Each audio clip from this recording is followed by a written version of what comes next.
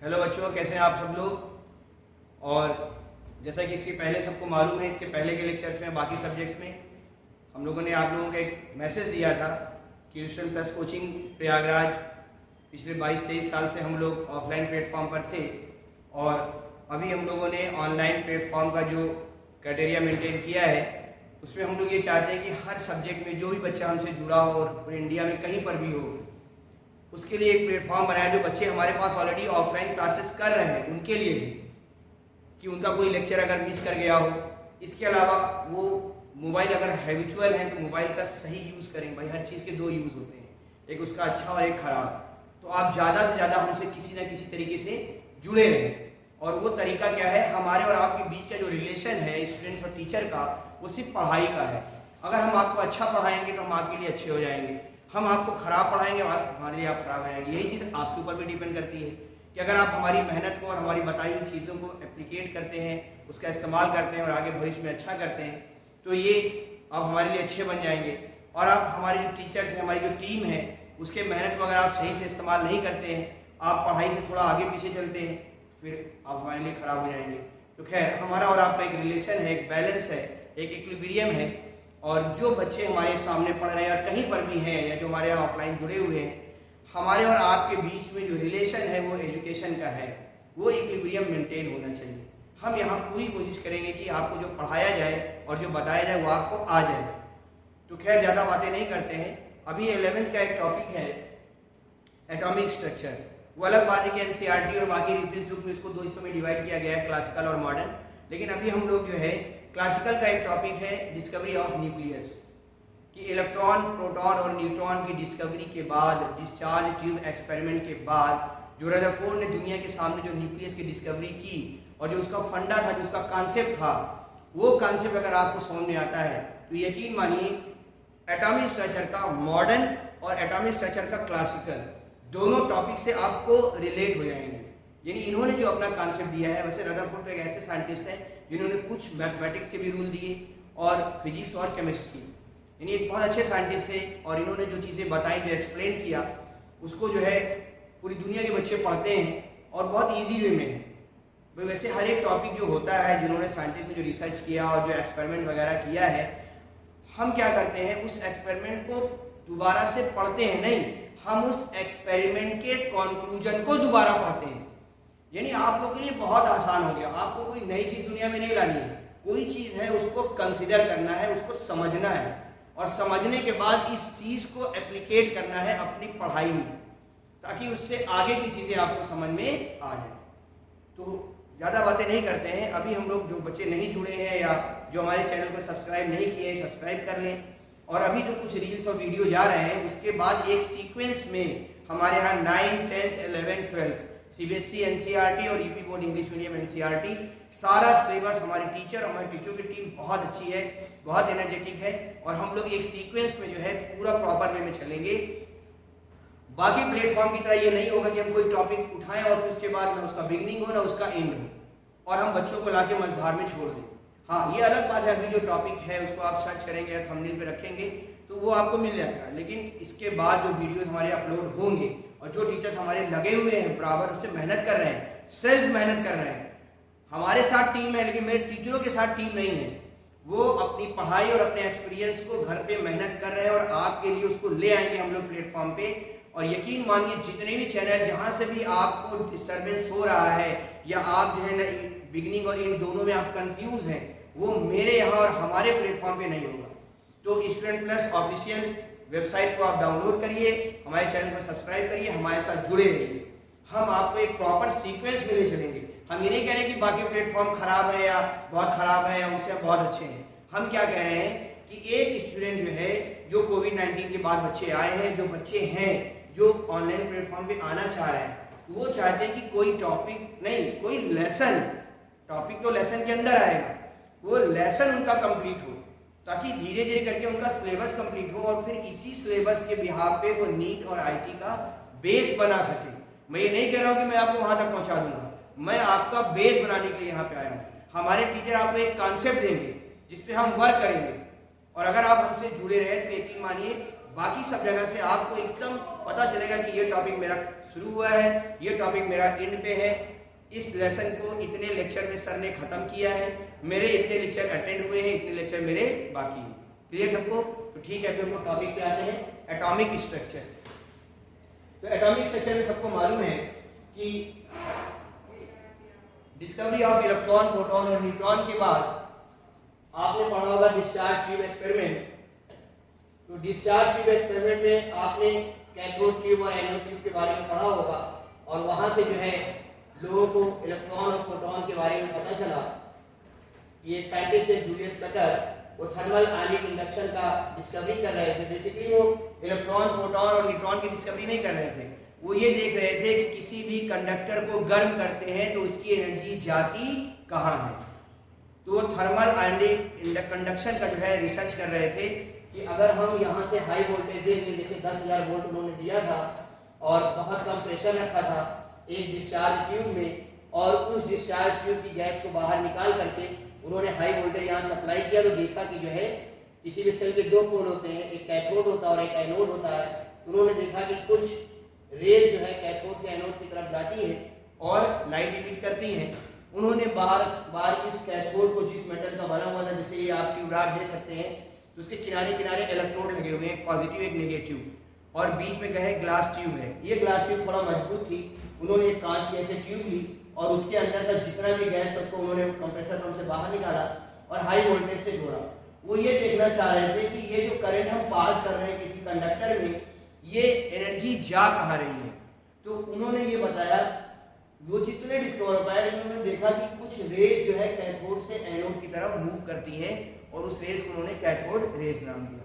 फिर उन्होंने कहा कि whatever we use any gas in cathode tube and whatever we use any metal for cathode, हम कोई भी मेटल का कैथोड लेते हैं, सब में से यही रेज निकलती हैं, जिससे ये प्रूव होता है यार कुछ ऐसा है जो कॉमन है और कैसा है नेगेटिव। क्यों? क्योंकि वो रेज जो है किधर अट्रैक्ट हो रही थी, वो पॉजिटिव की तरफ अट्रैक्ट हो रही थी। तो उन्होंने इसको नेगेटिव रेज या कैथोड रेज नेम दिया, और फिर उसको कई साल तक लोगों ने माना। बाद में यही कैथोड रेज बेस बना इलेक्ट्रॉन की डिस्कवरी का। ठीक इसी एक्सपेरिमेंट को रिपीट किया था गोल्डस्टीन ने 1886 में, और उन्होंने कहा था कि जिस समय कैथोड से कुछ रेज एनोड की तरफ चलती है, उसी टाइम एनोड से कुछ रेज चलती है कैथोड की तरफ, और वो पॉजिटिव पार्ट से मिलकर बनी है, because they are attract towards the cathode. Cathode क्या होता है? नेगेटिव होता है। तो इस तरह से इसका जो बेस है, थोड़ा सा इसके पहले की चीज हम बता रहे हैं। तो एक कैथोड रेस और एक एनोड रेस के बारे में लोगों को पता चला, और बाद में इसी कैथोड रेस का E/m निकाला गया, चार्ज अपॉन मास। किसने निकाला? टॉमसन ने। और उसने बताया कि इसका जो सिंगल यूनिट पार्ट होता है वो एक रेस ना हो करके वो बंच ऑफ द पार्टिकल है, और वो पार्टिकल क्या है? इलेक्ट्रॉन। तो इस तरह से दुनिया को इलेक्ट्रॉन के बारे में पता चला। और एनोड रेस की जो डिस्कवरी हुई थी 35 ईयर के बाद, ये पता चला कि जिसको तुम एनोड रेस कह रहे हो, बाद में जो है रदरफोर्ड ने ये बताया कि वो anode rays it is a bunch of proton and that is a particle, fundamental particle of the atom. तो इस तरह से एक पॉजिटिव पार्ट और एक नेगेटिव पार्ट डिस्कवर हुआ था। इसके पहले के लेक्चर में हमने आपको बताया, थोड़ा सा हमने रिवीजन कर दिया कि कैथोड ट्यूब एक्सपेरिमेंट से, डिस्चार्ज ट्यूब एक्सपेरिमेंट से, जिसको आप कैथोड रेस कहते हो, उसका यूनिट पार्ट क्या है? इलेक्ट्रॉन है, और जिसको तुम एनोड कहते हो उसका यूनिट पार्ट क्या है? प्रोटॉन है। तो इलेक्ट्रॉन, प्रोटॉन, दो फंडामेंटल पार्टिकल जिसमें इलेक्ट्रॉन नेगेटिवली चार्ज होता है। अगर आपने इसके पहले का लेक्चर अटेंड नहीं किया है तो आपने 9th में या 10th में इसके बारे में बेसिक पढ़ा होगा, कैथोड ट्यूब एक्सपेरिमेंट या डिस्चार्ज ट्यूब एक्सपेरिमेंट। इसका नाम डिस्चार्ज ट्यूब इसलिए पड़ा, इसकी गैस को बाहर निकाल दिया जाता है और उसके बाद जो है यहाँ से हाई वोल्टेज दिया जाता है। कभी कैथोड से रेज निकलती हैं और फिर बाद में पता चला कि एनोड से भी कुछ रेज निकलती हैं जो डिफरेंट थी। तो एक पॉजिटिव पार्ट और एक नेगेटिव पार्ट दुनिया के सामने आया। इसके पहले के लेक्चर में हमने इसके बारे में डिटेल में आप लोगों को बताया है। अभी दोस्तों हम लोग बेसिकली फोकस करेंगे किसके बारे में?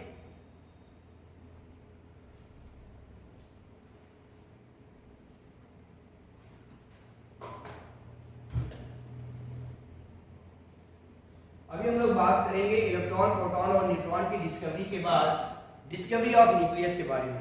इसके बारे में थोड़ा इंटरेस्टिंग कहानी है कि डिस्कवरी ऑफ न्यूक्लियस में रदरफोर्ड ने इलेक्ट्रॉन और प्रोटॉन की जो डिस्कवरी की, इलेक्ट्रॉन, प्रोटॉन, न्यूट्रॉन की जो डिस्कवरी हो चुकी थी, रदरफोर्ड ने क्या किया, उसने एटम की स्टेट को जो है इस्तेमाल किया अपने मॉडल में और ये कहा कि अगर हम एक थिन गोल्ड फॉइल में, भाई ये इसके पीछे कहानी है कि रदरफोर्ड जहाँ पे रिसर्च कर रहे थे या जिस इंस्टीट्यूट में ये पढ़ रहे थे, तो कुछ लड़के इनके अंडर में भी स्टडी कर रहे थे। तो इनके 2 दोस्तों ने और 7 स्टूडेंट जो इनके फेवरेट स्टूडेंट थे क्लास में, वो 7 लड़कों ने और इनके जो कलीग्स थे, जो इनके साथी थे, और खुद ये 8-9 लोगों ने मिलकर के ये एक्सपेरिमेंट किया था जो तुम्हारे सामने है कि रदरफोर्ड ने सोने की पतली पन्नी पर अल्फा पार्टिकल की बमबारी कराई। ये हम लोग छोटी क्लास में पढ़े हैं, आज हम लोग फिर से पढ़ रहे हैं। नहीं पढ़े हैं तो मैं खुद रिपीट कर रहा हूं। He has bombarded alpha particle on thin gold foil, कि सोने की पतली पन्नी पर इन्होंने अल्फा कणों की बमबारी कराई। चलो ये तो बोल देते हैं, लेकिन इसका थोड़ा सा कॉन्सेप्ट बनाइए आप। कॉन्सेप्ट कैसे बनाइए कि रदरफोर्ड ने कैसे किया होगा, क्यों किया होगा, और करते समय उसके पास क्या क्या इक्विपमेंट होगा। आपको बहुत चैनल पे और बहुत बुक्स वगैरह में मिलेगा इस तरह से, लेकिन आप समझिए कि इन सब चीज़ों को कैसे एडजस्ट किया गया, कैसे उस डिवाइस को बनाया गया। तो सबसे पहले एक चीज ये समझो कि रदरफोर्ड ने थिन गोल्ड फॉइल क्यों ली। सबसे पहले वो एक हार्ड मेटल टारगेट पे अट्रैक्ट कराना चाहते थे और ऐसा जो स्टेबल हो। दूसरी बात, उन्होंने थिन गोल्ड फॉइल इसलिए ली, उनके दिमाग में ये था कि हम एक मेटल को इतना इतना इतना ज्यादा पतला कर दें कि ऐसे लगे कि मानो एटम एक दूसरे से जुड़े हो, यानी एक एटम दूसरे एटम पे जुड़ा हो, पीछे ना कोई एटम हो ना कोई आगे एटम हो। तो वो थिन गोल्ड फॉइल को इतना पतला करना चाह रहे थे ताकि लगे कि एटम ही सामने है और उस एटम पर वो प्रैक्टिकल करना चाह रहे थे। लेकिन दोस्तों आपको एक बड़ी बात बताएं, इतना करने के बाद भी जो उन्होंने थिन गोल्ड फॉइल ली थी, वो थिन गोल्ड फॉइल 5000 टाइम, यानी एटम से 5000 टाइम क्या थी, वो मोटी थी। इन्होंने बहुत बारीक ली। उसकी अगर आपको थिकनेस बताएं तो 0.0004 सेंटीमीटर, इतनी उन्होंने क्या ली सोने की पतली पन्नी में। और वो क्या चाह रहे थे, क्यों ऐसा किया उन्होंने, मैंने बताया आपको, वो चाह रहे थे कि एक एटम दूसरे एटम से जुड़ा हो, आगे पीछे कोई ना हो, ऐसे फॉइल बनाना चाह रहे थे वो। ऐसे कि हम ऐसा कुछ कर दें कि सामने जिसपे हम बमबारी करा रहे हैं अल्फा पार्टिकल की, वो जो है इतना थिन हो जाए। तो उन्होंने क्या किया, इसको एक फ्रेम में जो है लगा दिया थिन गोल्ड फॉइल को, और सामने उन्होंने जितने, अच्छा इस और आपको बता दें कि जितने भी वैज्ञानिकों ने रेडियो एक्टिव एलिमेंट का इस्तेमाल किया या radioactive rays alpha beta gamma का इस्तेमाल किया, तो उन्होंने हमेशा अपने प्रैक्टिकल में उसका जो सोर्स है उसको रेडियम को चुना, क्योंकि रेडियम जो है बाकी रेडियो एक्टिव एलिमेंट से 30 लाख टाइम ज़्यादा रेडियो एक्टिव होता है, यानी 30 लाख गुना ज़्यादा रेज निकलता है। तो जब भी आप फिजिक्स में या केमिस्ट्री में आप अगर ये पढ़ते हैं कि रेज जनरेट होती है, he has bombarded alpha particle, या रेडियो एक्टिव एलिमेंट या रेडियो एक्टिव रेज की बमबारी कराई, या रेडियो एक्टिव जो भी हमारे पास क्या कहते हैं सिटी स्कैन वगैरह होता है, एक्सरे होता है जहाँ पे रेडियो एक्टिव रेज जनरेट होती है, या कैंसर में कीमोथेरेपी में, तो दोस्तों हमेशा याद रखना कि उसके लिए पूरी दुनिया के साइंटिस्ट ने और मॉडर्न साइंस में भी रेडियम को ही चुना जाता है, क्योंकि रेडियम एक ऐसा रेडियो एक्टिव एलिमेंट है जो बाकी एलिमेंट से 30 लाख टाइम ज़्यादा रेज निकलता है। तो रदरफोर्ड ने क्या किया, ध्यान से देखिए जरा, रदरफोर्ड ने यहाँ पे सोर्स रखा। वो सोर्स बच्चों क्या है, रेडियम है, जहाँ से क्या निकल रही है, अल्फा पार्टिकल। स्लिप करा करके इकट्ठा करके उन्होंने इसको थिन गोल्ड फॉइल पर बमबारी कराई, सोर्स ऑफ अल्फा पार्टिकल्स, और यहाँ पे क्या है, बीम ऑफ अल्फा पार्टिकल, और वहां से रेस जा रही है। सोर्स क्या है दोस्तों, अंडरस्टूड है, टीचर नहीं बताता है, बुक में नहीं दिया है, तब भी आप ये समझिएगा कि सोर्स जो है सारे साइंटिस्ट का जो फेवरेट एलिमेंट था, जो एप्लीकेबल एलिमेंट था, वो क्या था, रेडियम था। बिकॉज ऑफ रेडियम जो है बाकी एलिमेंट से 30 लाख टाइम ज्यादा रेज अपने अंदर से निकालता है। देखिए चीजों को जोड़ के पढ़िए, 11th और 12th ये नहीं है कि आपने कहानी पढ़ी फिर उसका आंसर फिर आगे बढ़ गए, नहीं, हर एक चीज को रिलेट है, ना कोई सब्जेक्ट बाउंडेशन में है और ना कोई टॉपिक बाउंडेशन में है, हर चीजें बहुत एब्रॉड है। इसी के बाद आपको पढ़ना है, इसी के बाद डॉक्टर इंजीनियर बनना है, क्योंकि अगर ऐसा होता तो गवर्नमेंट का एक रूल होता पूरे वर्ल्ड में कि इंटरमीडिएट के बाद स्टूडेंट ग्रेजुएट हो, साइंस ग्रेजुएट हो, तब जाके नीट और आईटी की तैयारी करे। नहीं, इंटरमीडिएट के सिलेबस को ऐसा बनाया गया है कि इसके बाद ही आप नीट और आईटी दे सकते हैं, उस लायक स्टूडेंट बन जाता है। 9th और 10th में हम लोग इंट्रोडक्शन पढ़ते हैं 11 12 में हम लोग पढ़ते हैं कि चीज आई कैसे है और ये कहाँ तक जाएगी। तो वहां पे हम लोगों ने पढ़ा कि एटम क्या होता है, electron proton neutron 3 fundamental particle से मिलकर बना है। प्रोटॉन न्यूट्रॉन न्यूक्लियस में होते हैं और इलेक्ट्रॉन न्यूक्लियस के बाहर आउटर मोशन में क्या करता रहता है, रिवॉल्व करता रहता है, जिसको लोग ऑर्बिटल्स कहते हैं। न्यूक्लियस पॉजिटिवली चार्ज होता है और इलेक्ट्रॉन न्यूक्लियस के बाहर आउटर मोशन में क्या करता रहता है, रिवॉल्व करता रहता है। ठीक है, तो इस चीज को अच्छी तरीके से समझ लीजिए, जितना आउटर मोशन में इलेक्ट्रॉन पे नेगेटिव चार्ज होगा उतना प्रोटॉन पे पॉजिटिव चार्ज होगा।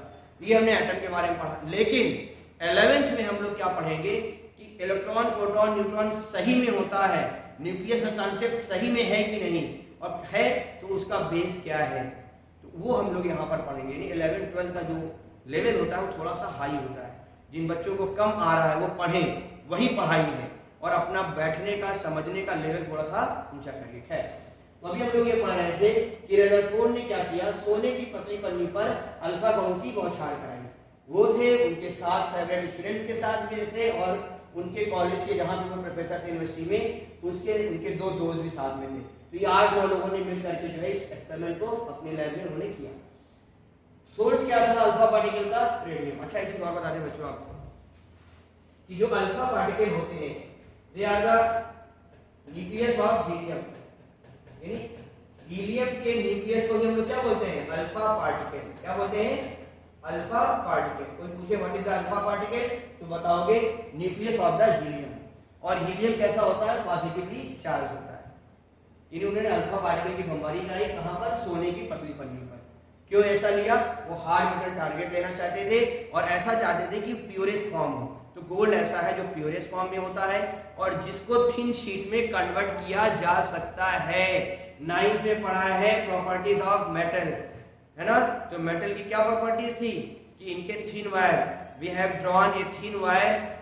तो उसके लिए हमने क्या लिया है यहाँ पे, क्योंकि गोल्ड एक ऐसा मेटल है जिसको छोटे से छोटे यानी पतला से पतला किया जा सकता है और मेटल के मुकाबले में। रदरफोर्ड ये चाह रहे थे कि ये गोल्ड कॉइल इतनी पतली हो जाए कि ऐसा लगे कि एक एटम दूसरे एटम से जुड़ा हो, उसके आगे पीछे कुछ ना हो।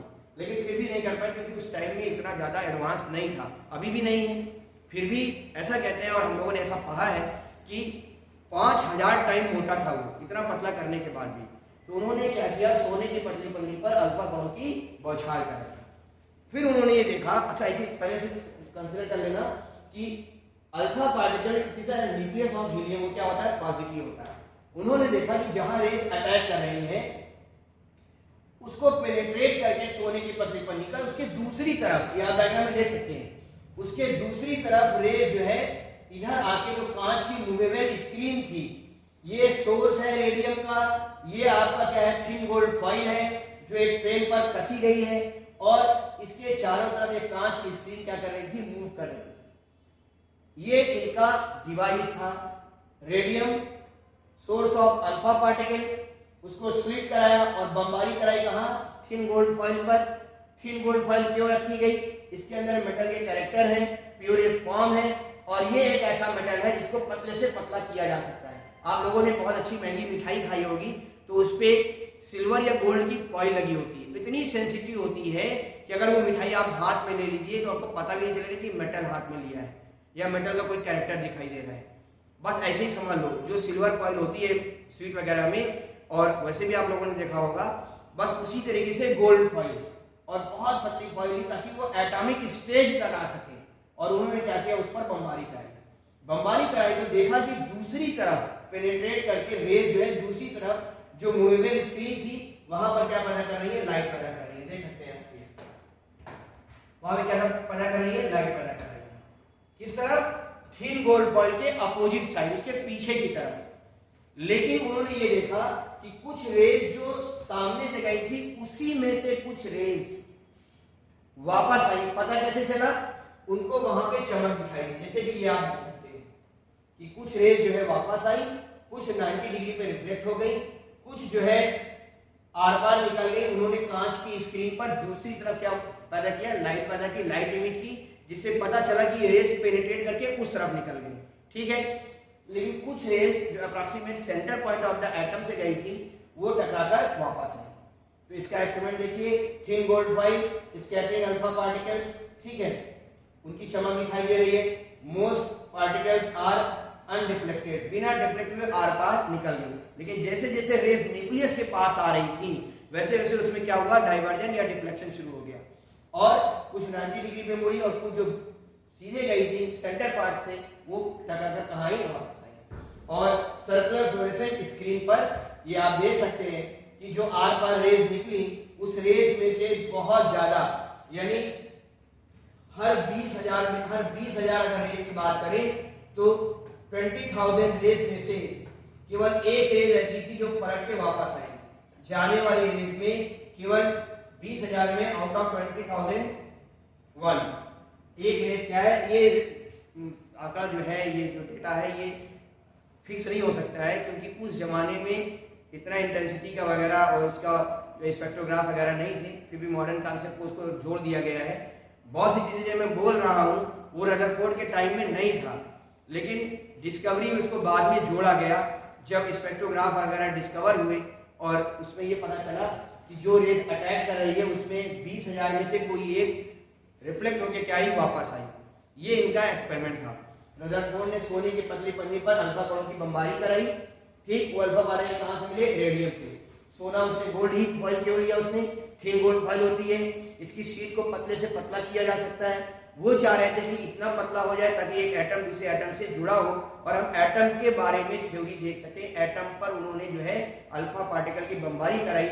तो मुंह से तो बोलते हैं सोने की पतली पन्नी, लेकिन बेसिकली गोल्ड के एटम पर वो बमबारी कराना चाह रहे थे कि अगर एटम ये जाता है शीट पर तो जहां ये टकराता है तो एटम पे क्या चेंज होता है।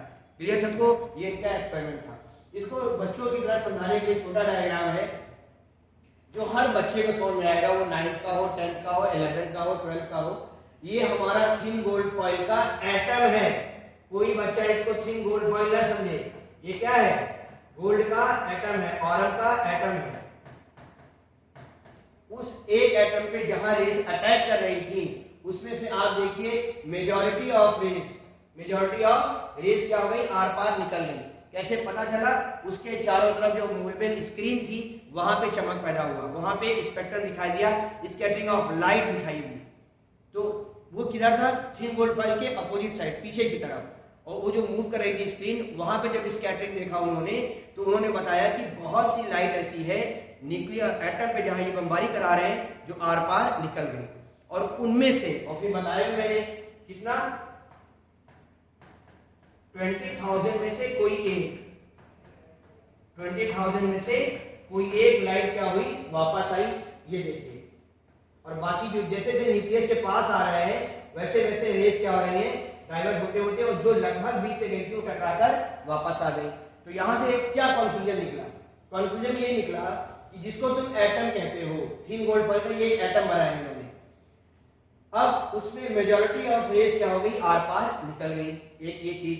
दूसरा, कुछ किसी एंगल पे क्या हो गई, रिफ्लेक्ट हो गई, कुछ 90 डिग्री पे क्या हो गई, रिफ्लेक्ट हो गई। ठीक है, और जो 20 से गई थी वापस आ गई, जो 20 से गई थी वापस आई।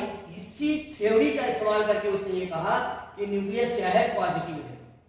तुम्हें से कोई बताए कैसे उसको ये पता चल गया कि जहां से ये टकराकर वापस आ रही है वो पॉजिटिव है। सोचिए, थोड़ा दिमाग लगाइए, कभी सुना हो, पढ़ा हो।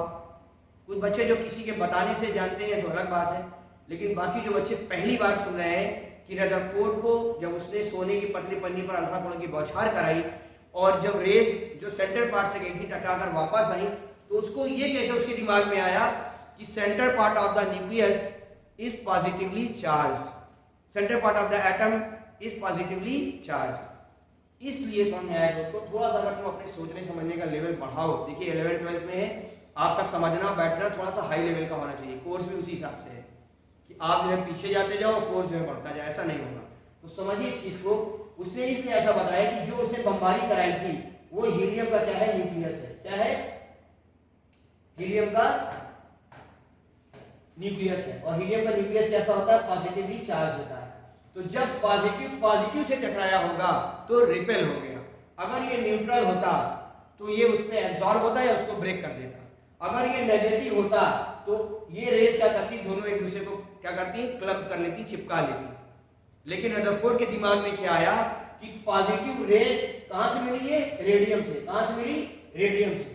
उसने जो अल्फा पार्टिकल, ये बच्चों अल्फा पार्टिकल है क्या? ये बार बार आप बोल रहे हो ना कि उसने जो है अल्फा पार्टिकल की बीमारी कराई, तो ये जान लो कि अल्फा पार्टिकल आपने मुंह से प्रोनाउंसिएट किया मींस उन्होंने हीलियम को अटैक कराया। किसका? हीलियम का। और हीलियम कैसा होता है? पॉजिटिव होता है। क्लियर सबको? अब जब एक पॉजिटिव से टकराया होगा तो क्या हो गया? वो रिपेल हो गया, वापस चला गया।